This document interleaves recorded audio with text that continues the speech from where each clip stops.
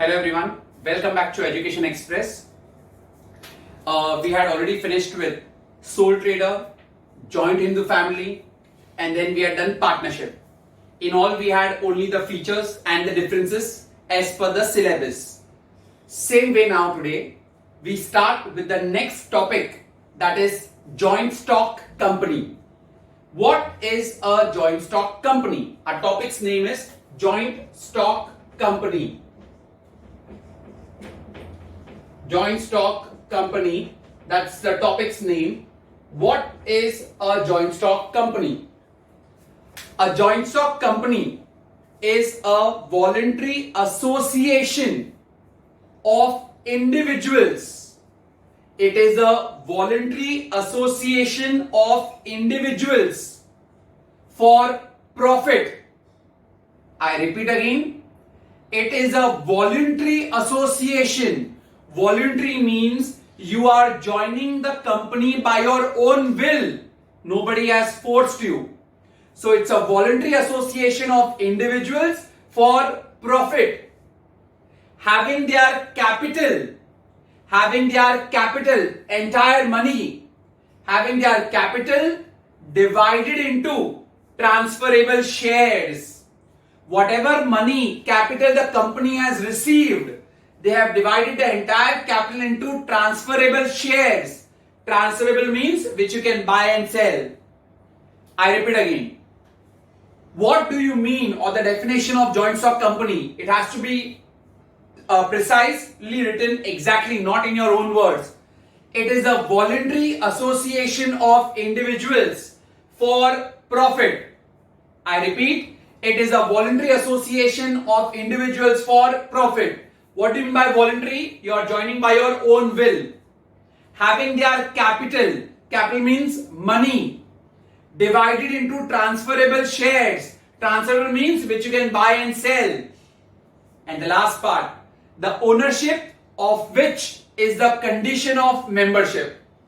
The ownership of which is the condition of membership. If you want to be a member, you need to be the owner of a company. For your kind information, who is the owner of a company? A shareholder is an owner of a company. Even though you may hold only one share or you may hold 1,000 shares, you are called a shareholder.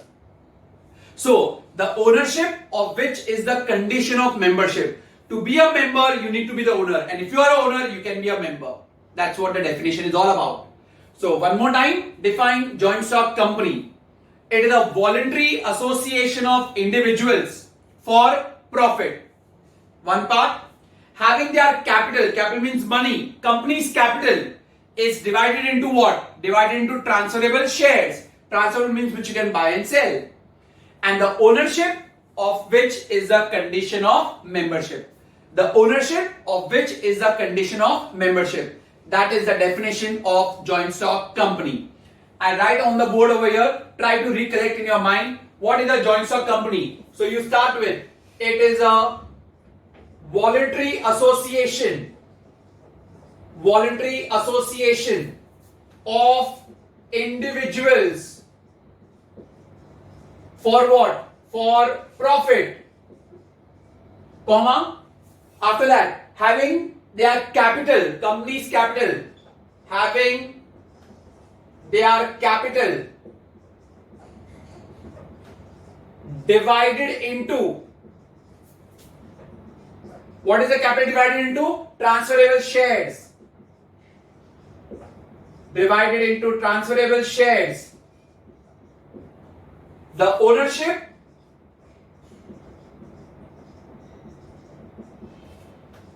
of which is the condition of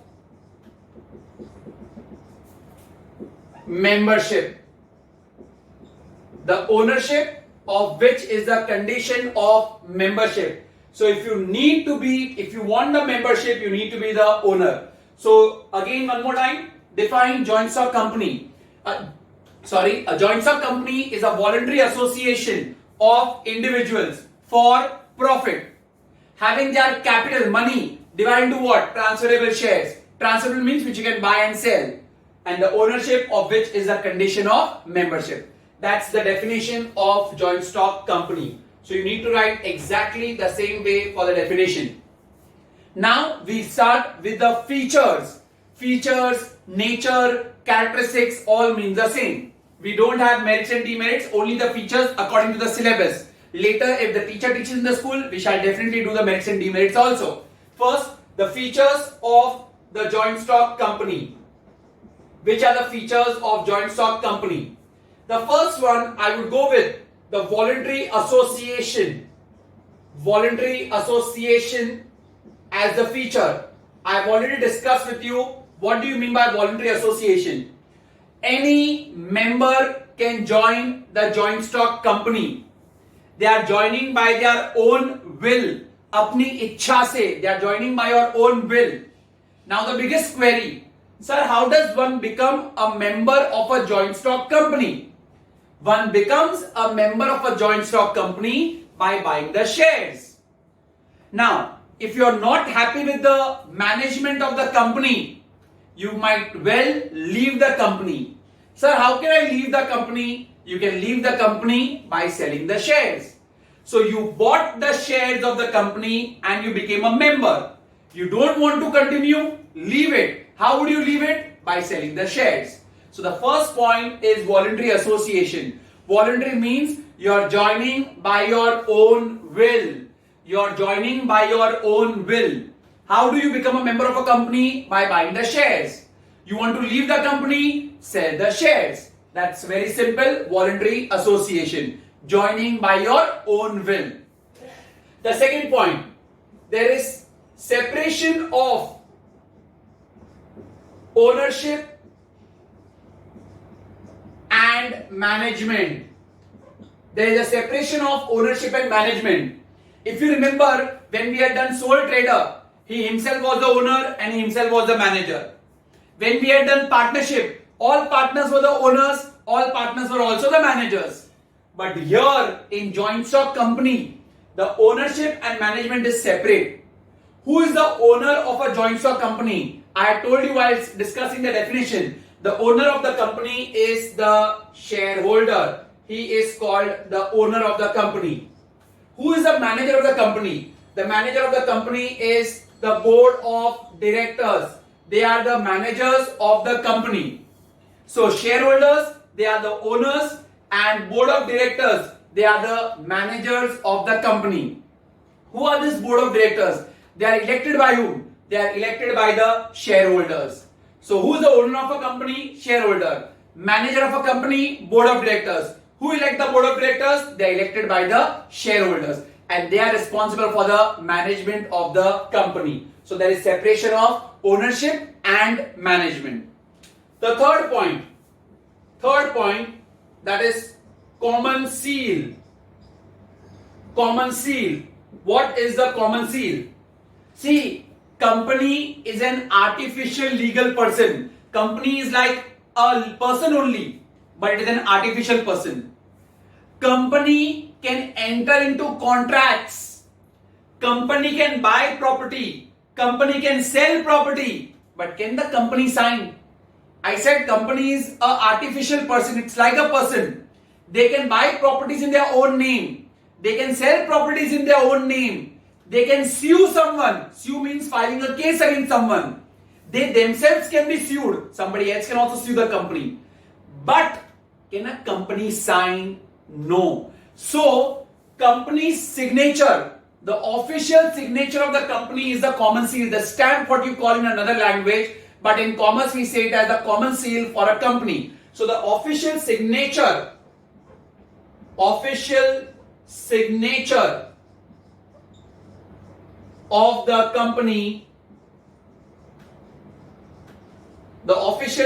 of the company, is called as common seal.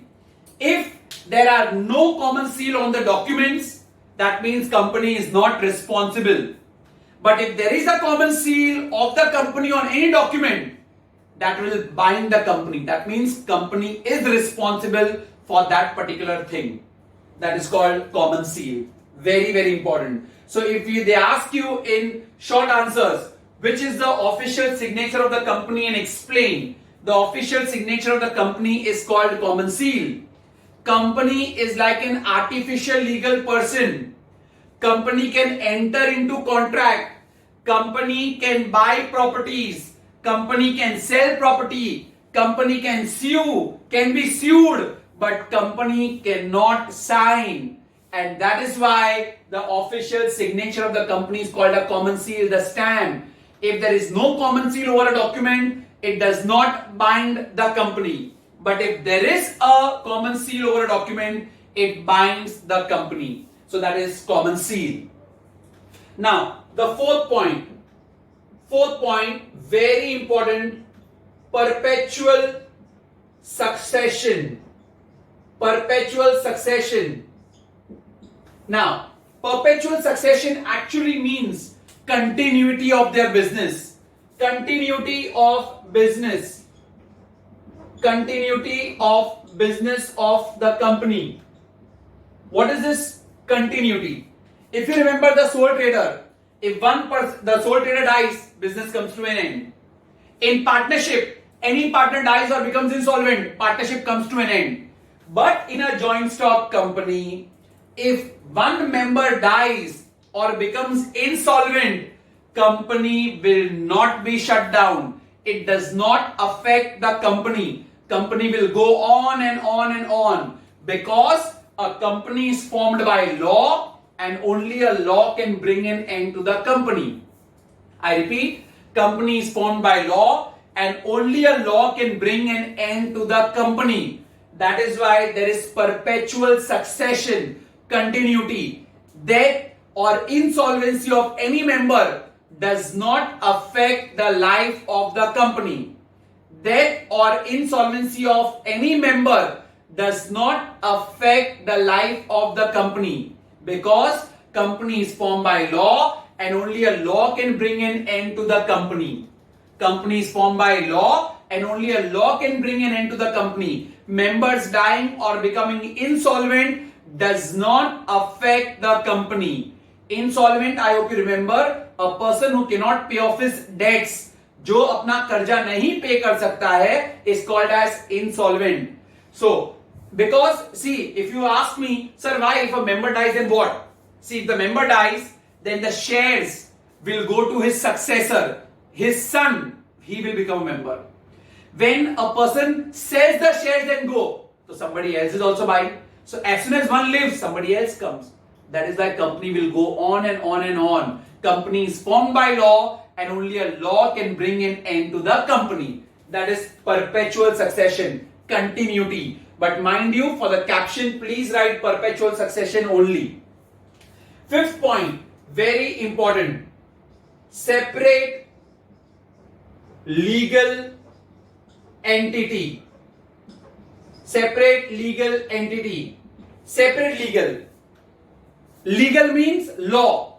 In the eyes of the law, the company and the members, they both are different. They are not same. If you remember, in sole trader, there was no separate legal entity. That means the sole trader and his firm were one and the same. Partnership also, there was no separate legal entity. Partner and his firm were same. But in case of company, there is separate legal entity. That means the members and the company, both are different. Both are different. They are not same. In the eyes of the law, they both are different. Company can enter into contract. Company can buy property. Company can sell property. There can be a contract between company and the members. But the creditor of the member cannot be the creditor of a company. A creditor of a member cannot be the creditor of a company. That means if a member owes some money to someone, that does not mean the company will pay. The member only has to pay. Likewise, if there is a creditor of a company, the company will pay to him. The member will not pay. They both are different in the eyes of the law. Whatever company is doing, company is liable. Whatever the member is doing, member is liable. Member over here is the shareholder. So company and the members, they both are different in the eyes of the law. Company can enter into contract, company can buy property, sell property, company and member can make a contract, but the creditors of the company are not the creditors of the member. They both have to individually sort out their creditors. They are not same. Is that very clear? Now, whenever there be separate legal entity, the liability will be limited. Because when there was no separate legal entity, the liability was unlimited, like in case of partnership and sole trader. Now here, the liability is limited. Very important again. What is limited liability? Limited liability means what? The shareholders or the members are liable only up to the extent of the value of the shares purchased by them. The members are liable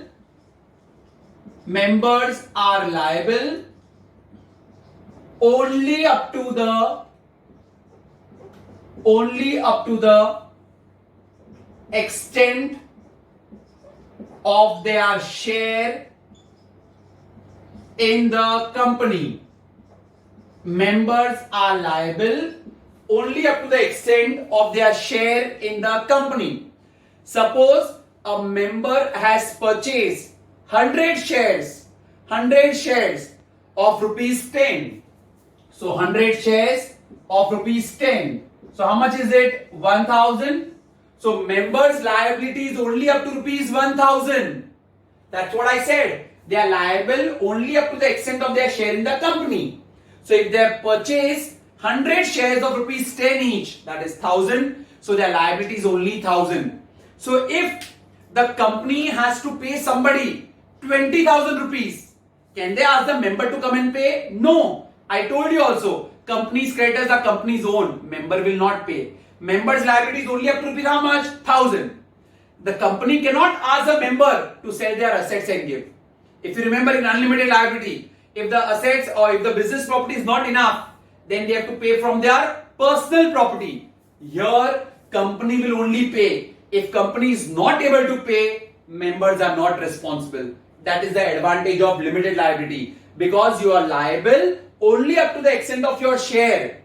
If there are further debts, the company has to pay. The members does not have to pay anything. That is what it means by limited liability. I repeat point number 5 and 6 again. Very, very important points. Separate legal entity. Legal means what? Law. In the eyes of the law, the company and the members, they both are different. They are not same. Company can enter into contract. They can buy property. They can sell property. Company and the members can make contract. But the creditors of the company cannot be the creditors of the member. Or the creditors of the member cannot be the creditors of the company. Dono ke creditors are different. If it's a member's creditor, member will only pay, company will not pay. If it's company's creditors, company will pay, member will not pay. Creditor means to whom they owe money. They have to pay money. That is called as creditor. That's why when you have separate legal entity, the liability is limited. What do you mean by limited liability? Members are liable only up to the extent of their share. How much is their share in the company? They are liable only up to that amount. So if it is 100 shares they are buying of rupees 10 each, so 1000 rupees, so they are liable only up to rupees 1000. So if company owes someone 20,000 rupees also, will the company ask the members to come and pay? No. Member will only pay up to rupees how much? 1000. The balance amount company has to pay. If company is unable to pay, they cannot ask the member to sell their assets and give them. They cannot take their personal property at all. That is limited liability. I hope till here everything is clear. We may again refer back.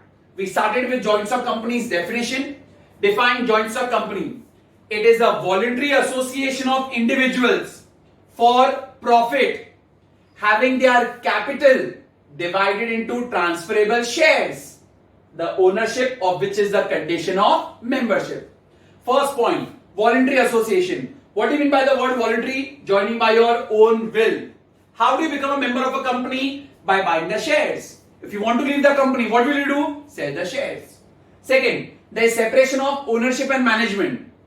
Who is the owner of the company? Shareholder. Who is the manager of the company? Board of directors. So there is a separation of ownership and management. They are not in the hands of the same person. Third one, common seal.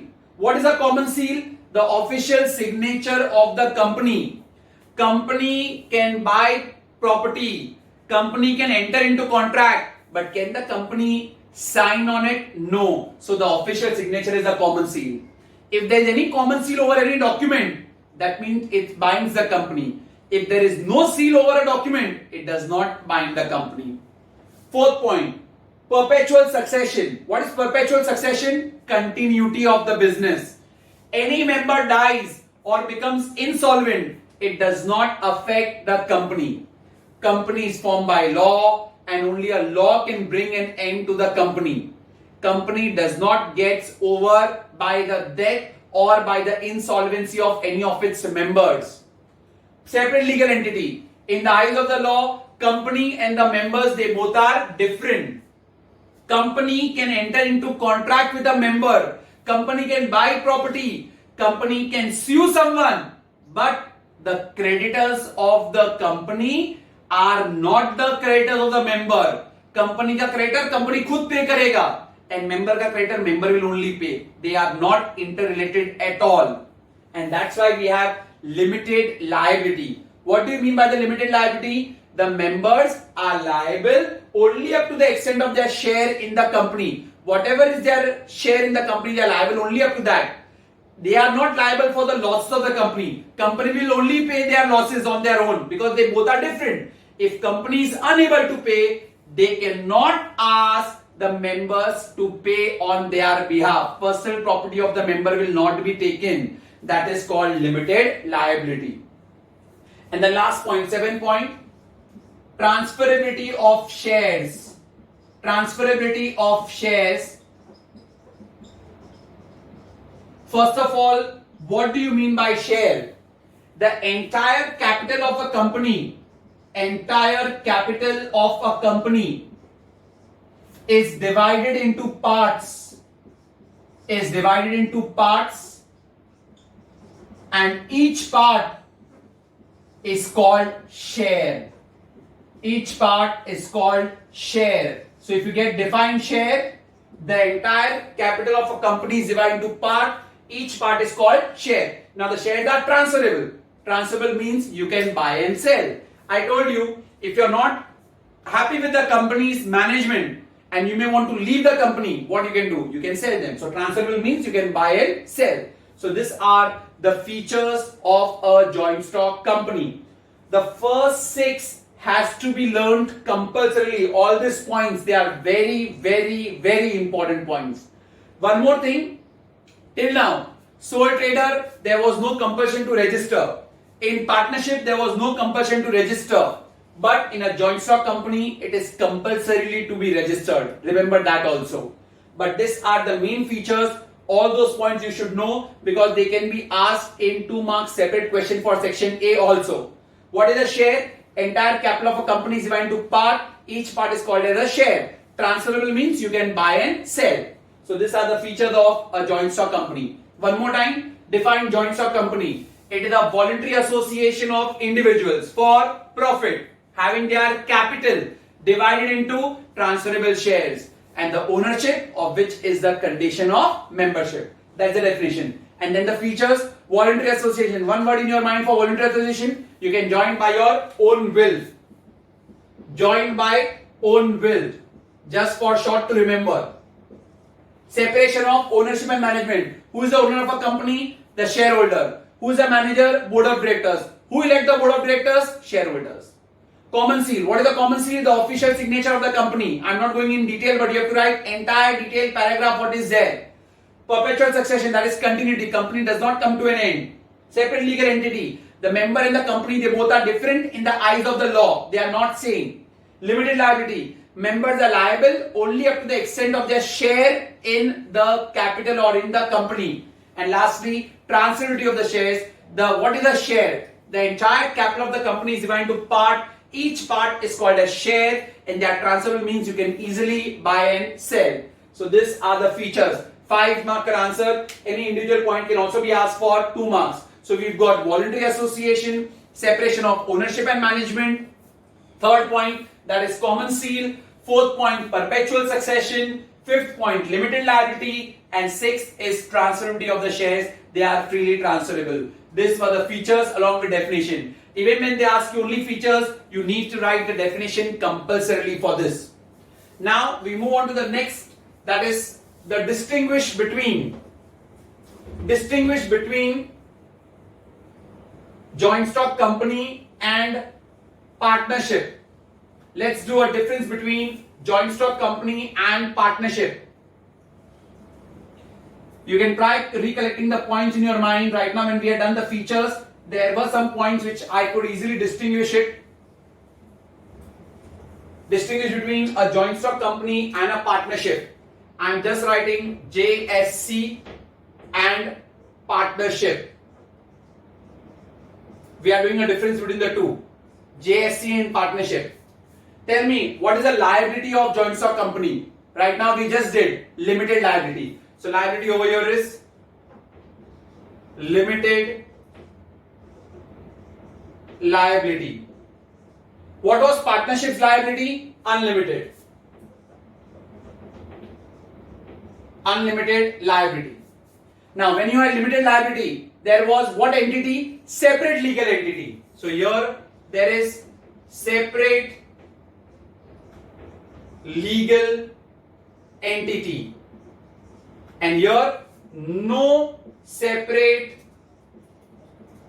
legal entity. Then very simple 2 points. Third point, registration of joint stock company. Right now I just told you it is compulsory. Registration compulsory. And here registration not compulsory. Joint stock company's registration is not at all compulsory. Fourth point, in joint stock company, tell me about ownership and management. Are they in the hands of one person or they are different? They are different. So separation of ownership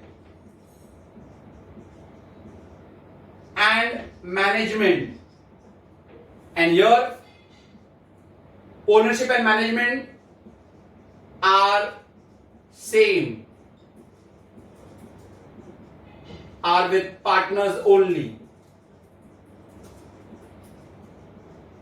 Most important point, if you remember, in partnership there was mutual agency or implied agency. Only partnership has got mutual or implied agency. If you have forgotten, implied agency means every partner is an agent as well as the principal of a firm. If he does any act, all the partners are responsible for the same. So there is mutual or implied agency.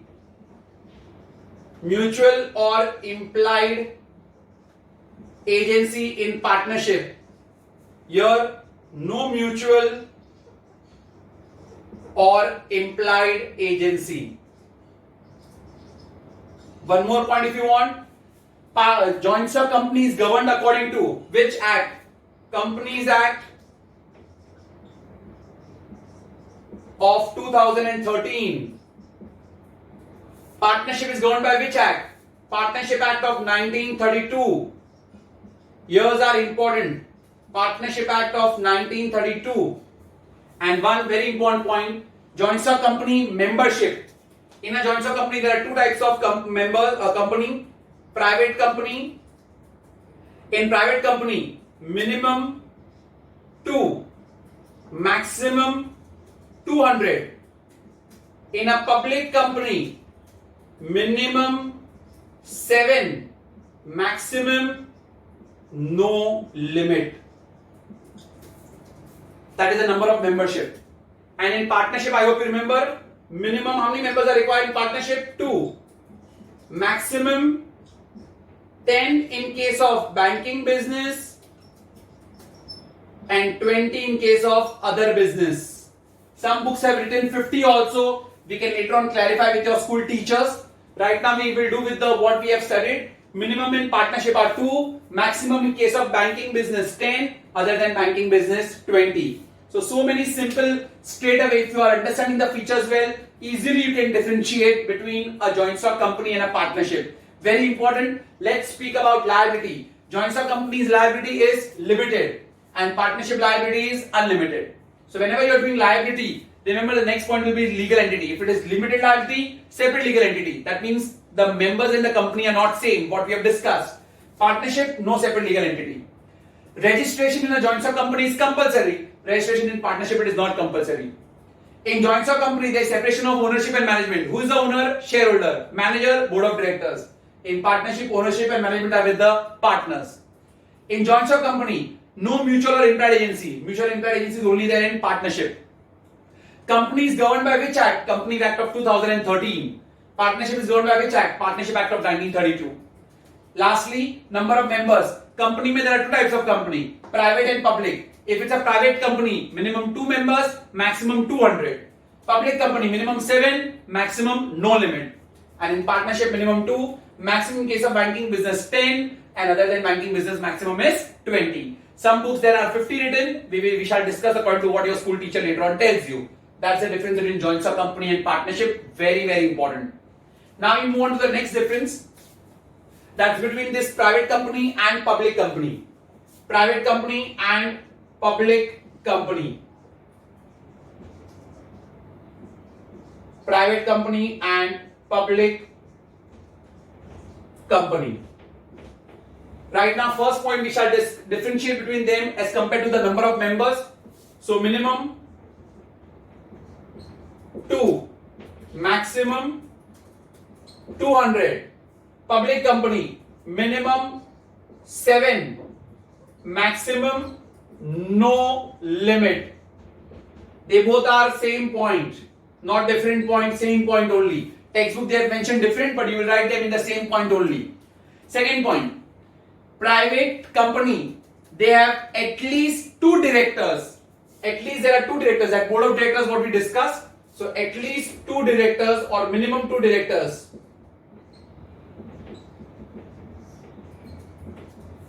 Public company, at least 3 directors. Here there were 2, here are at least 3 directors.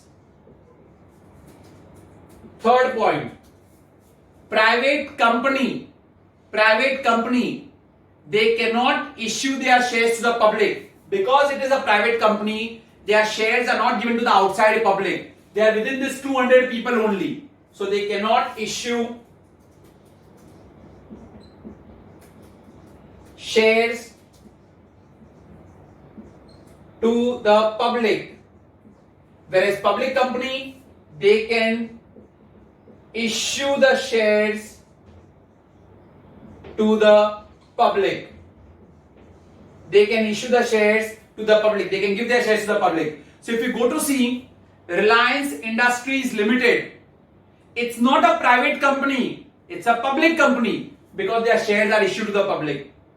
But sir, we always say that in Reliance Industries is owned by Mukesh Ambani, so it is private, na? No, Mukesh Ambani owns maximum amount of its share, and in a joint stock company, 1 share is equal to 1 vote. So those who have more shares, they have more voting powers. That is why we say Mukesh Ambani owned. But actually Reliance Industries is a public limited company, not public sector. I said public limited company because the shares are given to the outside public. So public company, they can issue the shares to the public. Private company, they cannot issue the shares to the public. Fourth point, for private company to start, they should at least start with capital 1 lakh. Minimum capital to start is 1 lakh. And for a public company, minimum capital to start is 5 lakh rupees. In your book, it is either, I think, given for private company 5 lakh and for public company 1 lakh. It's wrong. For private company to start, the minimum paid up capital required is 1 lakh. And for a public company to start, the minimum paid up capital required is 5 lakh. Lastly, fifth point, private company, they have to write private limited. And over here in public company, it is not written private limited. they only write, so whatever company's name, like Reliance Industries Limited. They don't write the word P. Here there is PVT Limited. Here PVT Limited is not written. And lastly, private company did not hold statutory meeting and public company, they do hold a statutory meeting. Compulsory to hold statutory meeting. So that is the difference between private company and public company. Very, very important. Even if they ask you, give us the provisions of private company, then write all these points. Provisions of public company, then this way also. Difficult to ask that way, but major difference can come for 5 marks. I repeat again. Private company minimum 2 members, maximum 200. Public company minimum 7, maximum no limit. Second point. Private company, at least there should be how many directors? 2. Public company, there should be at least how many directors? 3. Private company, they cannot issue their shares to the public. Public company, they can very well issue their shares to the public. Fourth point, to start a private company, what is the minimum paid up capital required? 1 lakh. To start a public company, the minimum paid up capital required is 5 lakhs. Private companies, they have private limited, PVT limited or P limited written behind their name. Public company does not have PVT limited. And lastly, private company need not hold a statutory meeting. Public company needs to compulsory hold a statutory meeting. That's the difference between private company and public company. One more difference is given in commercial studies, not for commercial application people, for commercial studies, private company versus partnership. You can see very well, private company versus partnership. That difference is almost the same. A private company is nothing but a company only. So you can write private company, liability is limited, here unlimited. Private company, there is separate legal entity, no separate legal entity. Almost the same points of this only. Just the word is private company. Because private company is a part of joint stock company only. So do not worry about it, it's one and the same. So for the commercial application people, your chapter is over. Chapter is over for commercial application. Commercial studies, one more answer is there for commercial studies people. When you are hearing the video, pay attention that. Commercial studies has got one last answer. OPC. OPC is a new concept. 1% company. Just recently, they have added with 1% company also. You may well argue with, sir, in private company you told minimum 2, maximum 200, right? But right now only they have just started with OPC. 1% company. So what are the features of OPC? 1% company. In OPC, first of all, registration features we are doing. Registration is compulsory in OPC company. Second, they also have separate legal entity. That means company and the person, they both are different. Third, limited liability. They have limited liability. Fourth, if they defraud, that means if they try to cheat, then the liability will be unlimited. Then liability will be unlimited. And fifth point, there shall be at least one director. Compulsory to have at least one director in the company. These are the simple 5 features of OPC, 1% company. First, registration of 1% company is compulsory. Second, they have separate legal entity. Third, their liability is limited. Fourth, if they try to defraud or cheat, then the limited liability will become unlimited liability. And fifth, they shall have at least one director. These are the 5 features of OPC. OPC means 1% company. This is only there for commercial studies student. Commercial applications, it is not there. That's it. This is what we have in the summary in the entire chapter. We started with the definition of the joint stock company, A voluntary association of individuals for profit having their capital divided into transferable shares, the ownership of which is the condition of membership. Features, first point was voluntary association. Second point we did was separation of ownership and management. Third point we had done perpetual succession, that is continuity. Fourth point separate legal entity. Fifth point limited liability. Sixth point transferability of shares. Then we had done the difference between joint stock company and partnership. Then very important difference between private company and public company. Private company minimum 2, maximum 200. Public company minimum 7, maximum no limit. Private company should have at least 2 directors. Public company should have at least 3 directors. Third point, private company, they cannot issue their shares to the outside public, only within this 200 people ka domain. Third point, public company, they can very well issue their shares to the public. Fourth, private company to start, minimum paid up capital is 1 lakh. Public company it is 5 lakh. Book, it is given wrong, please change it. Fifth point, private company, it is written by the name PVT Limited behind their name, whereas public company does not have any PVT Limited written. And lastly, private company, they did not hold statutory meeting, whereas for a public company, a statutory meeting is compulsory. And last answer, for the commercial studies student, OPC, that is 1% company, registration is compulsory. There is separate legal entity, limited liability. If they try to defraud, that is to cheat, then the liability will be unlimited and they should have at least 1 director. We do not have the merits and demerits and the other parts in the chapter. In case if yet the teacher teaches, we shall do it later on. Thank you very much everyone.